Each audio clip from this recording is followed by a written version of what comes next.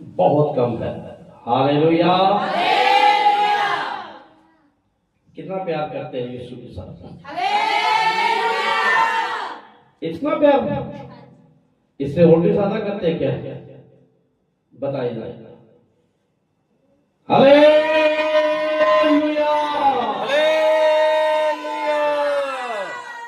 हाँ, सचमुच प्यार करते हैं खुदा के साथ। करते हैं प्यार? भाई सभी जी प्यार करते हैं?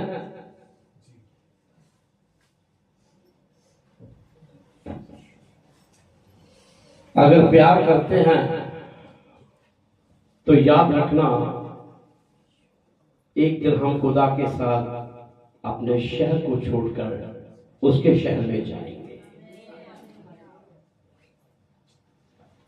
इसलिए अपनी तैयारी बड़े जोरों के साथ करें। जब हम उस मुल्क में जाएंगे, उस संयोग के बीच में जाएंगे, तो जाने के लिए भी हमें कुछ चीजों की जरूरत है। आप जानते हैं कि जब किसी दूसरे देश के अंदर हमें एंट्रेंस करना होता है, दाखिल होना होता है, तो उसके लिए दो चीजों की बहुत ही जरूरत होती है। दो चीजों की जरूरत होती है। ध्यान से कान को सुनना। अगर हमने यहां से किसी दूसरे मुल्क में, कहीं और मुल्क में जाना है, तो उसके लिए हमें दो चीजों की जरूरत है। नंबर एक, हमारे पास पासपोर्ट होना चाहिए। पासपोर्ट यानी इंटरनेशनल आइडेंटिटी कार्ड हमारे पास होना चाहिए। और दूसरी चीज, हमारे पास वीजा होना चाहिए, यानी कि परमिशन।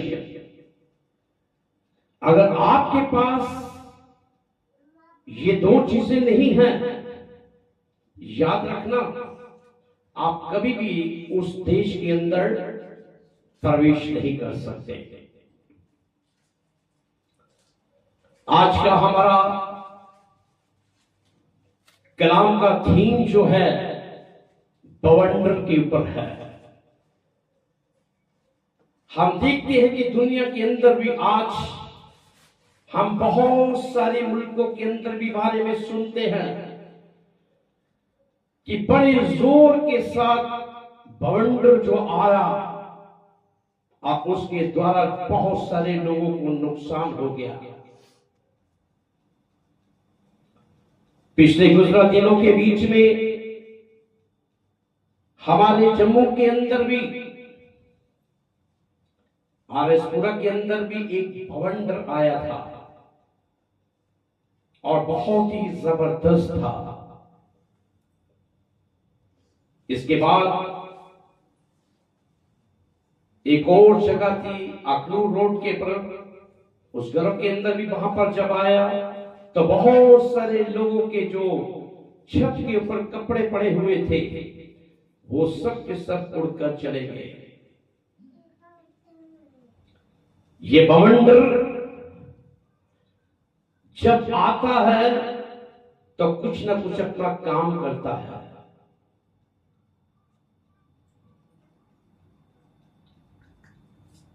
आइए हम इस गीत के जो अभी गाया है, इसका लास्ट पॉइंट जो लास्ट वाला, वो एक साथ होकर हम गाएंगे।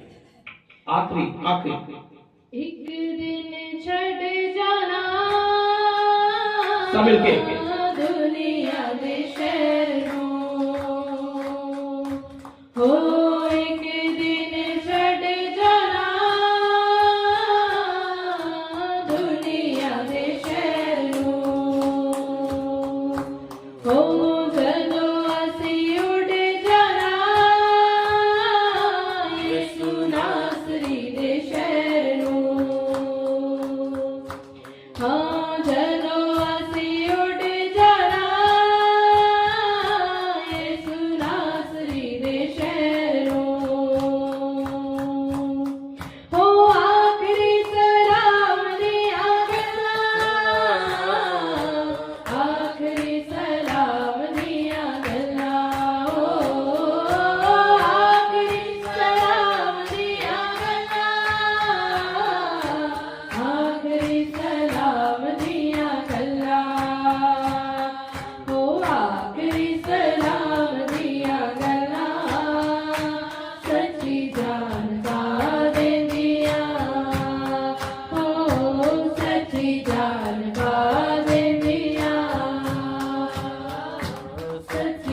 लुटा दे दिया। हालेलुया। हालेलुया। बाइबल इसके बारे में आज हम इसका कलाम मुकद्दस के अंदर हम पुराने नियम और नए नियम के अंदर से बीच में हम देखेंगे कि खुदावंद आज हमें इस कलाम के वसीला हमें क्या कहते हैं। इन दिनों के बीच में जब कि हम देखते हैं कि बवंडर जो है बड़े जोरों के साथ काम कर रहा है और कुछ लोगों की समझ इस बात के लिए, जो लोग इस कलाम को समझते हैं, इस कलाम को जानते हैं, इस कलाम को पढ़ते हैं, वो जानते हैं कि ये निशानियां जो हैं ये सब खुदावंद की ओर से है। और हम देखते हैं कि बाइबल हमें इसके बारे में क्या कहती है। जब हम दूसरा राजाओं की पुस्तक हम पढ़ते हैं, उसका 2 अध्याय और उसका 1 के अंदर खुदावंद का पाक कलाम क्या कहता है, जरा ध्यान से सुनिए। और जब खुदावंद एलिया को बगोले में आसमान पर उठा लेने को था, तो ऐसा हुआ कि एलिया एलीशा को साथ लेकर गिलगाल से चला। 2:11 पढ़िए। और वो आगे चलते और बातें करते जाते थे कि देखो, एक आतिशी रथ और आतिशी घोड़ों ने उन दोनों को जुदा कर दिया और एलिया बगोले में आसमान पर चला गया। खुदावंद इस पाक कलाम का पढ़ा, सुना, समझा और कबूल किया जाना हम सब के लिए भाई से बरकत का सबब बने। अब बड़े गौर के साथ इस बात को सुने। अजीजों, ये बात बिल्कुल सच है कि खुदावंद के चुने हुए खादम एलिया नबी अपनी जमीनी खिदमत को जब पूरी कर चुके, तो बाइबल बताती है कि खुदावंद खुदा उन्हें खुद लेने के लिए आए। मेरे अजीजों, एलिया नबी के पास 2 महान शक्तियां थी।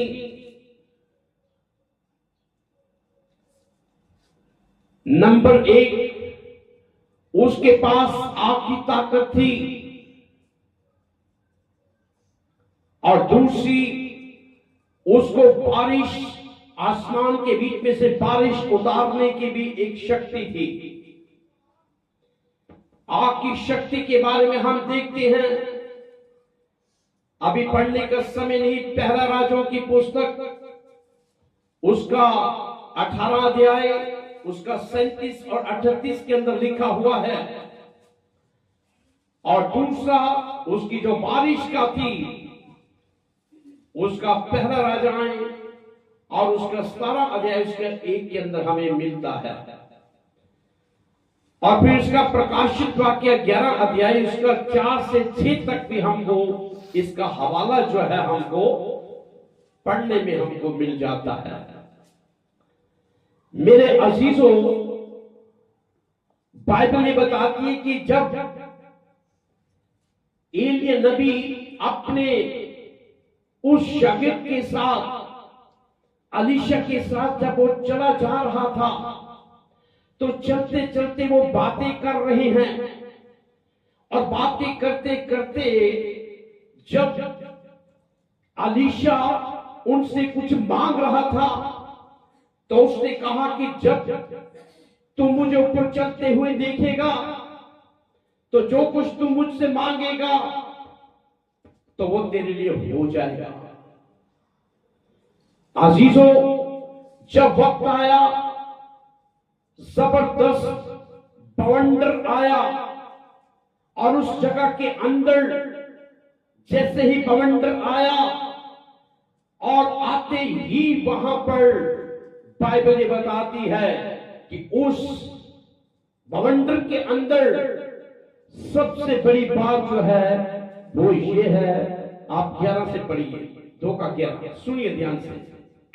और वो चलते चलते और बातें करते जाते थे। जब वो बातें कर रहे थे तो देखो एक आतिशी रथ एक आकर्षित रथ, और आछी घोड़ों ये ने आग से भरा हुआ रथ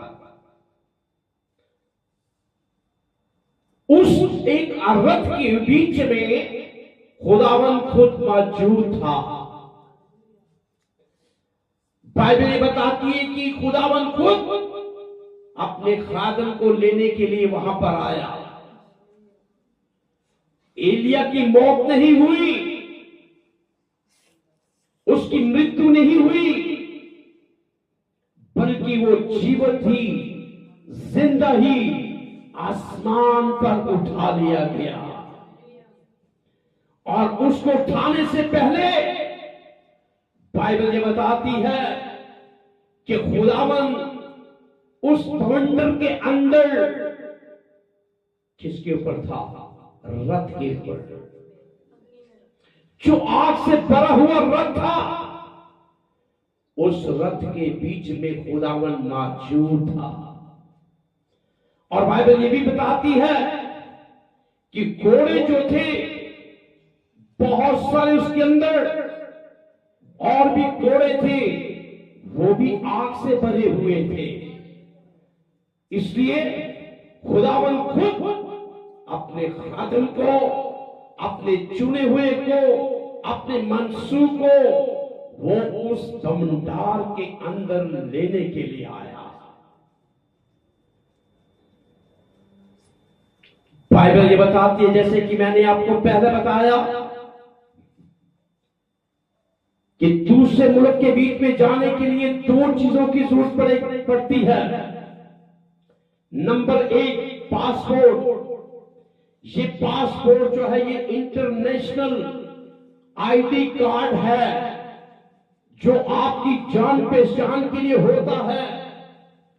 जब हम किसी आर्मी कैंप में जाते हैं तो वहां पर सबसे पहले वहां का संतरी जो होता है गेट के पर, वो आपको अंदर एंट्रेंस नहीं करने देगा।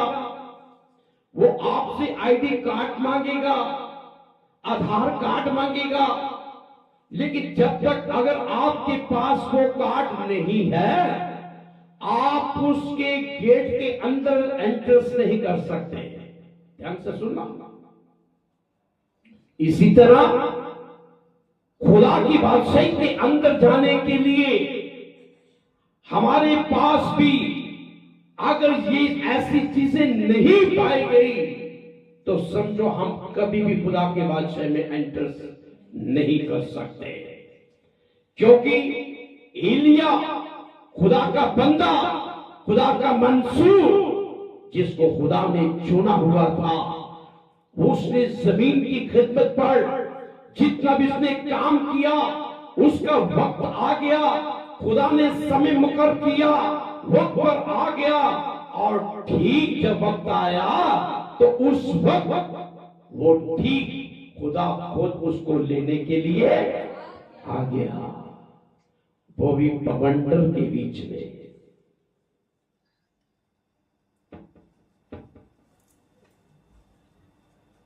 असा उठ जाना यीशु नासरी के शहर में। ये शहर हमारा नहीं है, ये कच्चे मकान, मिट्टी के मकान, ये हमारे नहीं है। हमारा असली मकान जो है, अब्दी मकाम जो है, वो हमारा सैयून के अंदर है।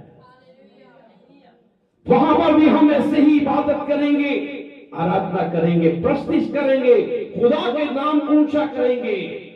वहां ना रोना है, ना दांत पीसना, ना भूख, ना प्यास, कुछ भी नहीं है। हालेलुया। मेरे अजीजों, इस बवंडर के अंदर आपको बताना चाहता हूं कि नहूम जो है खुदा का बंदा, वो अपने कलाम में क्या कहता है।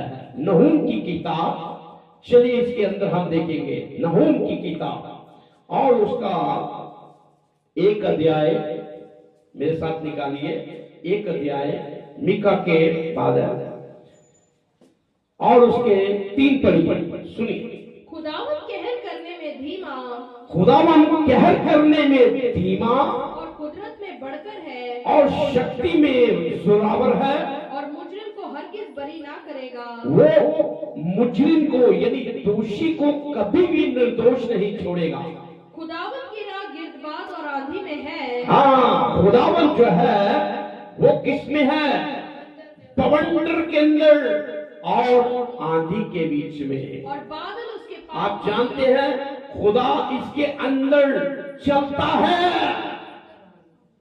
बवंडर के अंदर चलता है, घूमता है, और उसके पांव के नीचे बादल जो है उसकी मिट्टी है। आप देखते हैं कि जब हम आंधी आती है, जबरदस्त आंधी है, तो एकदम बवंडर में गोल गोल गोल गोल व्हाइट सा बन जाता है। उस बवंडर के अंदर जो चीज है वो खुदा खुद मौजूद होता है।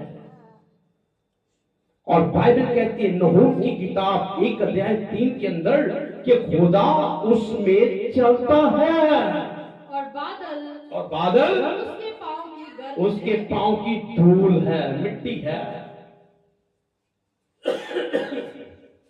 Hallelujah, hallelujah. आंधी और बवंडर ये दोनों जो है इसके अंदर खुदा जो है वो इसमें होकर चलता है।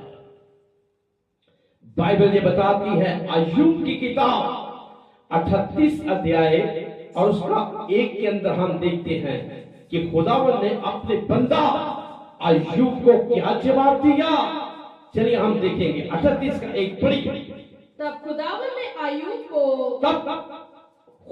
ने अय्यूब को अपने बंदा को बगोले में से हालेलुया, बवंडर के अंदर से, बगोले के अंदर से यूं जवाब दिया। ऐसा जवाब दिया। ये जवाब देता है खुदा। खुदा कहां पर है? बवंडर के बीच में। जब आंधी आती है उसके अंदर जो बवंडर होता है उसके अंदर खुदा मौजूद होता है। लोगों को पता नहीं चलता। अरे एलिया को उठा लिया, खुद आया और रथ के ऊपर आया और घोड़े आग से भरे हुए, रथ आग से भरा हुआ, वो भरे हुए के अंदर ठीक खुदा ने अपने बंदा एलिया को जिंदा ही जीवन उठा लिया। हालेलुया। कितने लोगों को समझ आ गया? हाँ, आ गया। इसलिए मेरे अजीजों अपने बंदा से वो बात करता है, अय्यूब से कहता है। वो क्या कहता है? एक बार फिर पढ़ी इसकी आयत, बहुत अच्छी है। तब खुदावन ने अय्यूब से कहा, बगोले में से यूं जवाब बगोले दिया। में से यानी बवंडर के अंदर से उसने कहा, ये कौन है ये कौन है? जो नादानी की बातों से, ये कौन है जो नादानी की बातों से मसलहत पर पर्दा डालता है। हाँ, खुदा छोड़ेगा नहीं। खुदा अपने बंदों से बात करता है। जो भी उनके खिलाफ होते हैं काम, खुदा उनको अपने खातों के वसीले जवाब देता है। और ऐसा ही जवाब जो था, जो आपके विरोधी लोग, आपके मुखालिफ, आपके जो के साथ जंग करने वाले लोग, आज खुदा आपकी जंग जो है खुदा लड़ेगा। आपको किसी के साथ जंग लड़ने की जरूरत नहीं। खुदा खुद आपकी जंग जो है वो लड़ेगा।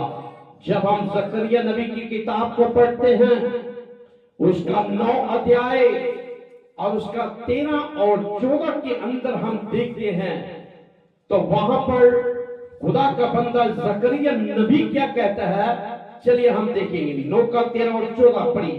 क्योंकि मैंने यहूदा को, सुनिए, कहता है क्योंकि मैंने यहूदा को कमान की तरह झुकाया, कमान की तरह।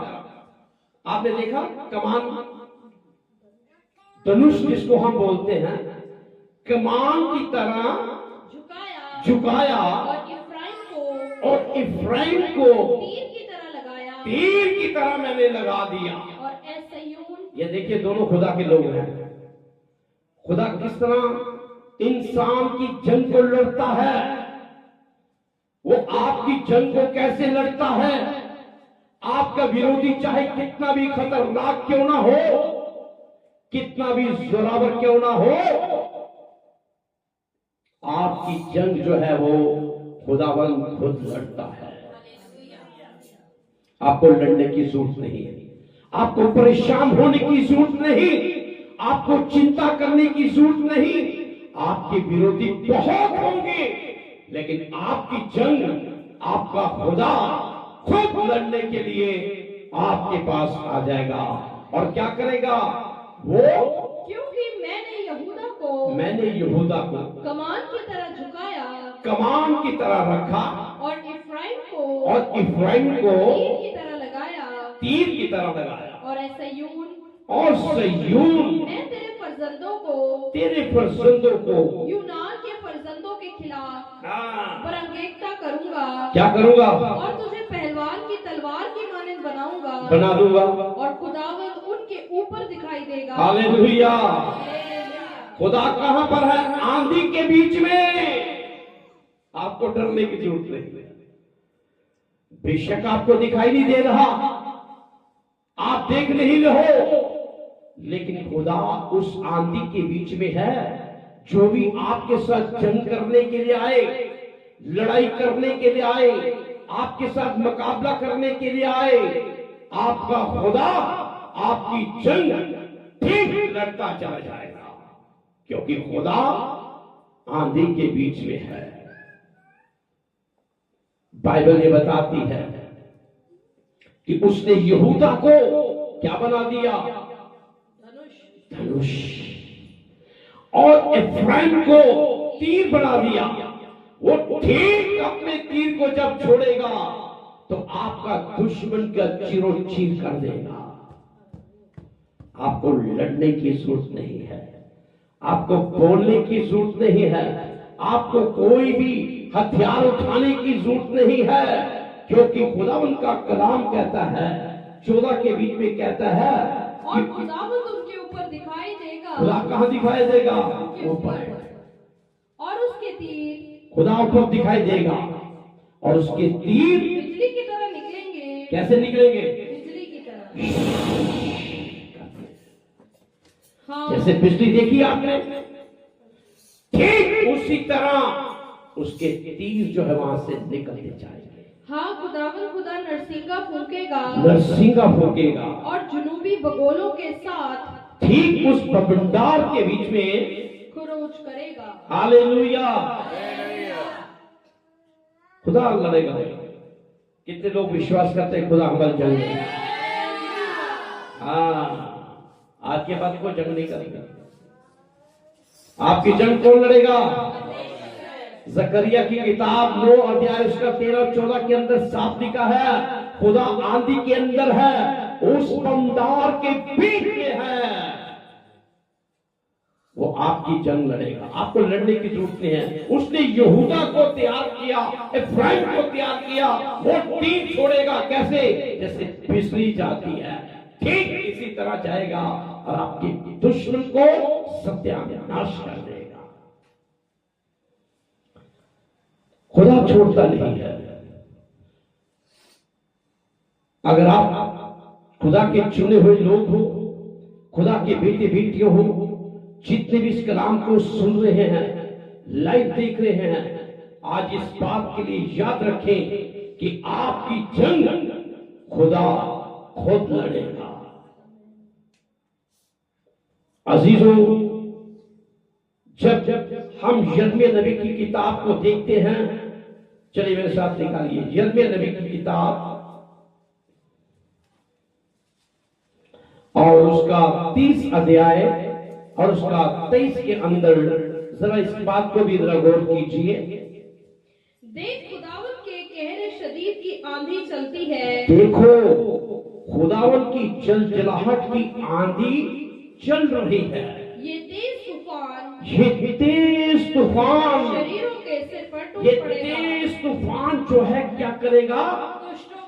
दुष्टों के सिर पर पड़ेगा।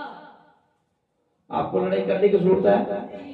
आपको हथियार उठाने की जरूरत है? आपको बंदूक उठाने की जरूरत है? कोई जरूरत नहीं।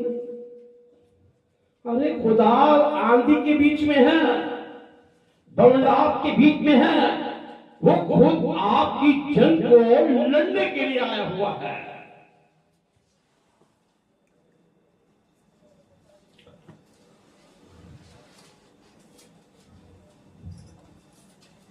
आपके दुश्मन को सिर पर वो जोर से क्या करेगा?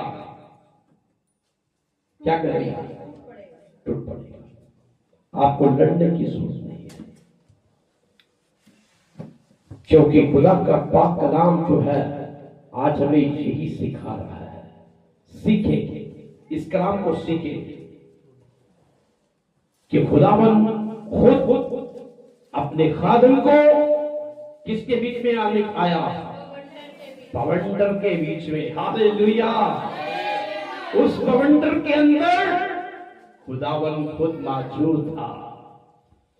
और आज भी खुदावन आपकी उस जंग के अंदर, जहां भी आपके विरोधी लोग हैं, जहां भी आज आपके दुश्मन हैं, आपके दुष्ट लोग जो हैं, आपके खिलाफ लोग जो हैं, जो बड़ी षड्यंत्र रचाते हैं, ये बड़ी प्लानिंगें बनाते हैं, खुदावंद कहता है कि मैं इनके सिर पर मारूंगा। तो मैं जाने की जरूरत नहीं है। खुदा को आपका मुकाबला करने के लिए आया हुआ है। आखिर के बीच में हम देखते हैं होशिया नबी भी जो है वो भी अपने इस कलाम के अंदर एक कुछ कहना चाहता है। बवंडर के बारे में कुछ कहना चाहता है। अजीजों, उन दुश्मनों के बारे में जो आपके विरोधी लोग हैं, उनके बारे में कुछ कहना चाहता है। और क्या कहता है? होशिया की किताब 8 अध्याय उसका 7 पढ़िए। बेशक उन्होंने हवा बोई। बेशक, सुनिए, कहता है बेशक उन्होंने हवा को बोया, वो गिरबाद काटेंगे। वो क्या करेंगे?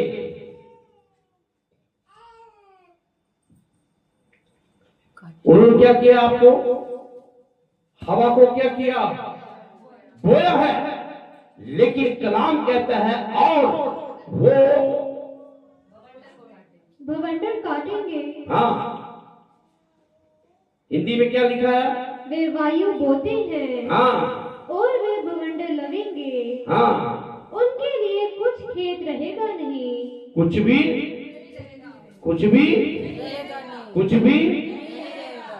चलो, जो आपका दुश्मन है ना, आपके लिए बहुत प्लानिंगें बना रहा है। आप कुछ भी सोचते रहो, आप कुछ भी प्लानिंग करो, वो प्लानिंग पहले बना चुका हुआ है। वो आपकी प्लानिंग को तैयार कर चुका है, उसने हवा को छोड़ दिया। लेकिन खुदा जो है क्या करेगा?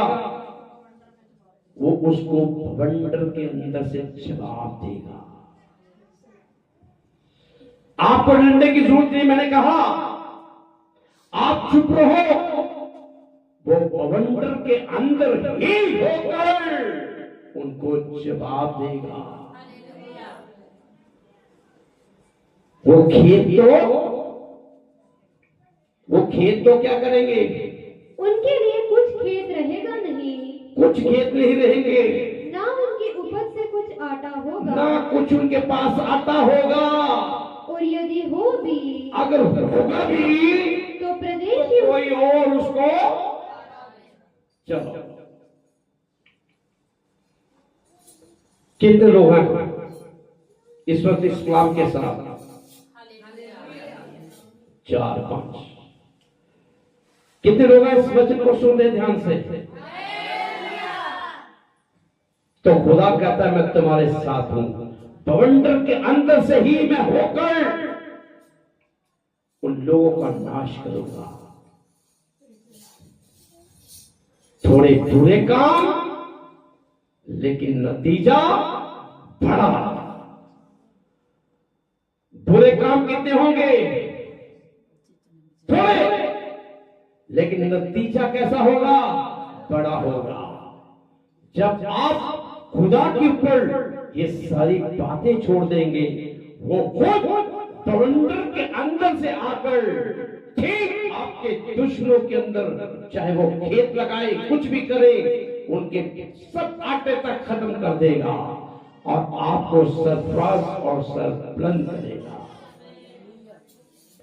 इसलिए आज इस कलाम के वसीला हम देखते हैं कि जब खुदा का बंदा एलिया, जब वो चला जा रहा था अपने शागिर्द के साथ, अलीशा के साथ बातें कर रहा था, बातचीत हो रही थी, और अलीशा भी जानता था कि इसको उठा लेना है। उसके बहुत सारे नबी लोगों ने कहा, चेलों ने कहा कि तेरा गुरु जो है वो उड़ जाने वाला है, दूसरे मुल्क में जाने वाला है। वो कहता तुम चुप रहो, मुझे पता है। लेकिन उसने अपने गुरु का साथ नहीं छोड़ा, चलता गया। वो कहता मुझे बतेल में बुलाया है खुदा ने, तू यही ठहर।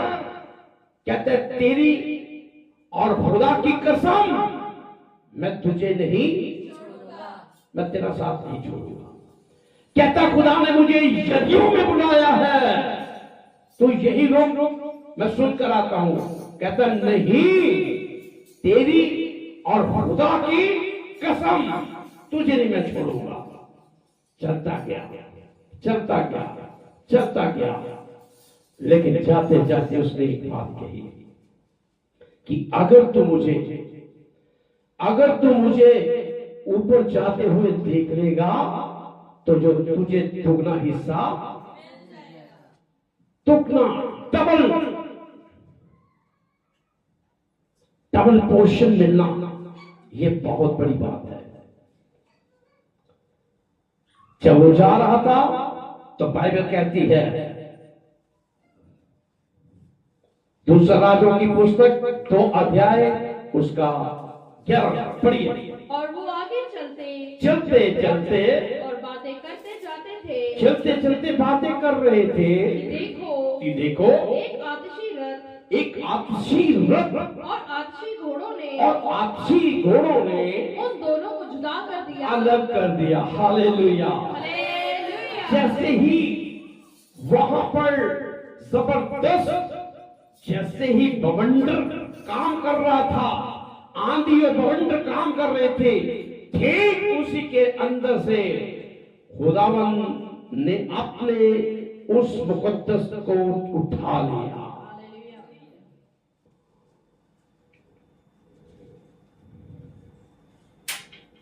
ये बहुत बड़ा काम था मेरे अजीजों। हमें अगर उस शहर में जाना है, अपने इस जगह को छोड़कर, इन कच्चे मकानों को छोड़कर, इन ईंटों के पत्थरों के बने हुए मकान को छोड़कर, अगर उस मकाम के बीच में जाना है जो अब्दी मकाम है, तो अपने आप को तैयार करें।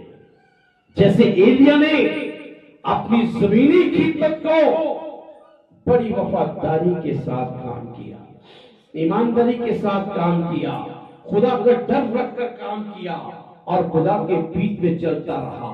उसके जीवन में 2 खास बातें थी। खुदा ने 2 वरदान देकर रखे हुए थे। एक था आग की ताकत और दूसरी थी बारिश की ताकत। वो जब भी चाहता, वो अपनी उस आग को जमीन पर बुलाता, वो ठीक उतर कर आ जाती। जब भी चाहता, जमीन से वो कहता बारिश रुक जाए, तो रुक जाती।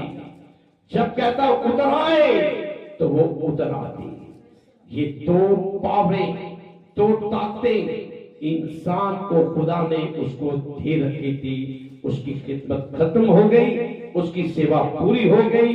वो चलते चलते बातें कर रहा था अलीशा के साथ, और चलते चलते ही वहां जबरदस्त बवंडर ने ठीक आया, और उसके अंदर जो रथ था जिसके बीच में खुदावंद खुद मौजूद था, और वो घोड़े जो आग से बने हुए थे उसके अंदर ठीक उन्होंने उसी वक्त उसको जीवती उठा लिया।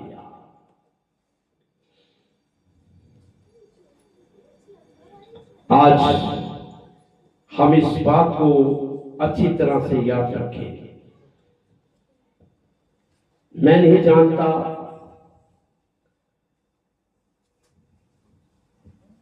कि कब खुदावंद यीशु मसीह आ जाए। अजीजों,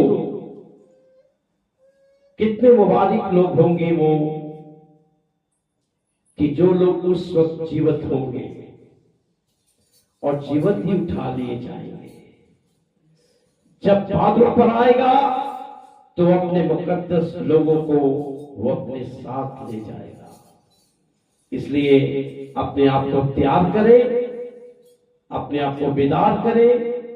जैसे एलिय्याह ने जमीनी खिदमत करके, खुदा के पूरी खिदमत करके, पूरी सेवा करके, पूरा काम करके वो ठीक यहां से वो जीवित उठा लिया गया, और आज वो स्वर्ग के बीच में बैठा हुआ है।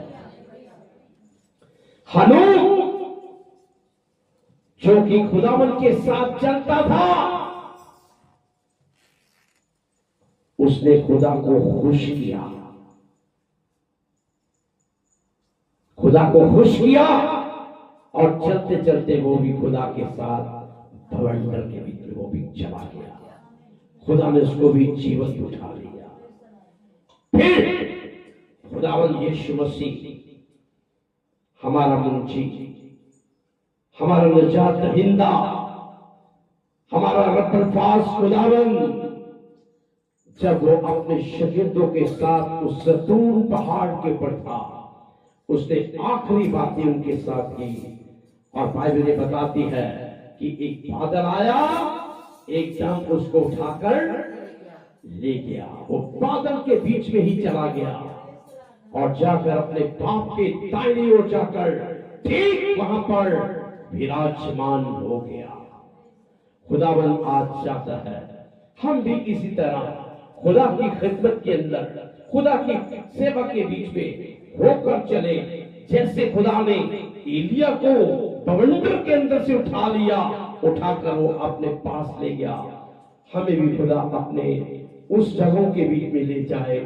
इस मकान से तो हम कुछ नहीं पा सके, लेकिन वहां पर अब्दी आराम है, वहां शांति है, वहां कुछ भी दुख नहीं, कोई भी तकलीफ नहीं, कोई भी चिंता नहीं, कोई भी परेशानी नहीं।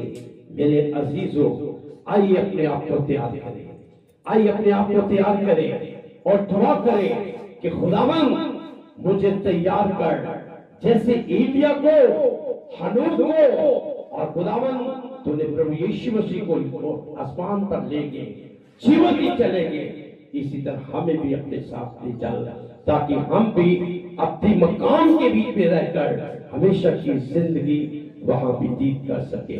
खुदावंद आज के इस कलाम के वसीला आप सबको, आपके घरानों को, सुनने वालों को, देखने वालों को, सबको खुदा बरकत दे। आमीन।